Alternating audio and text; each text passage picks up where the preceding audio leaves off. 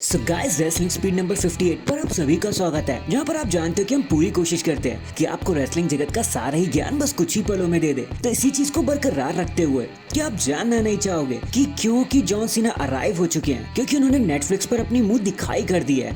तो अब क्या न्यू सरप्राइजेस वो हमारे लिए छुपा कर लेके आए हैं। ऐसा कौन सा सीक्रेट है जो जॉन सीना ने खुद ही अपने मुंह से निकाल दिया, जिससे उनकी सारी स्टोरी लाइन रिवील हो गई, हम सभी के सामने आ गई। आई नो आप ये सारी चीजें जानना चाहते होंगे, तो वीडियो को एंड तक देखते जाओ, आपको सब कुछ पता लगने वाला है। चैनल पर नए हो तो चैनल को अभी लाइक एंड सब्सक्राइब कर दो। बाकी हाँ, पहले इंट्रो देख लेते हैं। एंड नाउ आप देख रहे हैं रेसलमैनिक्स एंड सब्सक्राइब करना तो बनता है। तो यार चीजें शुरू कर लेते हैं जॉन सीना के अनाउंसमेंट के साथ, जो उन्होंने खुद ही रिवील कर दी, जिससे हमें पता लग गया कि क्या क्या चीजें उनके लिए सर ऑफिशियल करी जा चुकी हैं। और वो प्रॉमिसेस ये है कि जॉन सीना ने WWE के साथ 36 डेट फाइनल करी है। 36 डेट्स पर वो आपको नजर आएंगे, मतलब एक ही बार में नहीं, लेकिन पूरे साल भर 36 बार नजर आएंगे। उनका रिटायरमेंट पूरे साल भर ही चलने वाला है, starting from the Royal Rumble February and all the way to the December ending.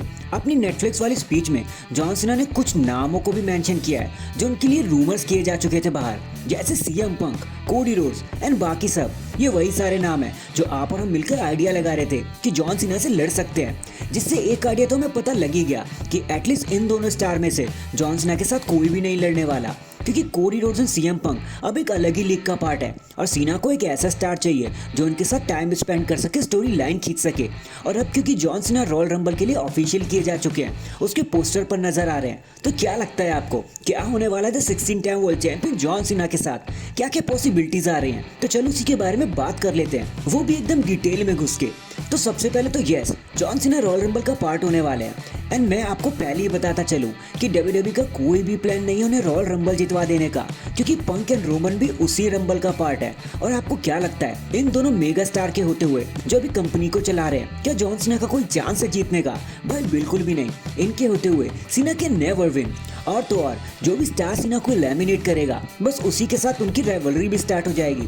लेकिन अगर WWE इस प्लान के साथ भी नहीं जाती तो WWE सीना को एलिमिनेशन चेंबर तक घसीट कर लेके जाएगी, ताकि हमें ऐसा लग जाए कि सीना can win the big one. लेकिन नहीं, सीना वहां भी नहीं जीतेंगे, जिसके बाद सीना के पास बचेगा सिर्फ एक ओपन चैलेंज टू एनीवन जो भी उनसे रेसलमेनिया में लड़ना चाहे, जहां पर सिर्फ 2 ही नाम अभी उनके लिए ट्रेंड कर रहे हैं जो सीना को अपोज कर सकते हैं। तो देखो, सबसे पहला नाम तो रेंडी ऑर्टन का ही है, और जो दूसरा नाम मैं आपको बताने वाला हूँ ना, उसे सुनकर आपका दिमाग हिलकर रह जाएगा, क्योंकि वो दूसरा नाम और कोई नहीं बल्कि the final boss, the high chief, the rock का नाम ही है। एंड वाई सो?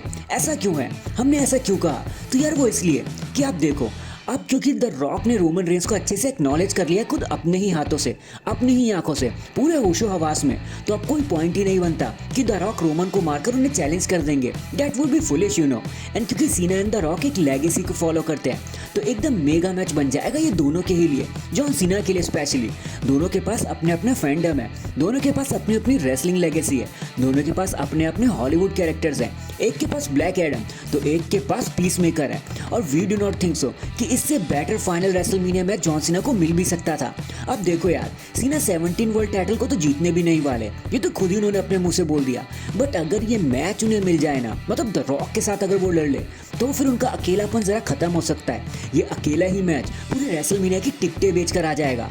बाकी आप मुझे बताओ, आप क्या होते हुए देखना चाहोगे? आपका फेवरेट जॉन सीना का रिटायरमेंट मैच कौन सा होने वाला है? किसके खिलाफ जॉन सीना सबसे सही बैठेंगे? आपको क्या लगता है? कमेंट करके जरूर बताना। एंड अगर चैनल पर नए हैं तो चैनल को अभी लाइक एंड सब्सक्राइब कर दो। बाकी मैं मिलता हूँ आपसे किसी और अपडेट के साथ। अब तक के लिए अपना ख्याल रखें और खुश रहें।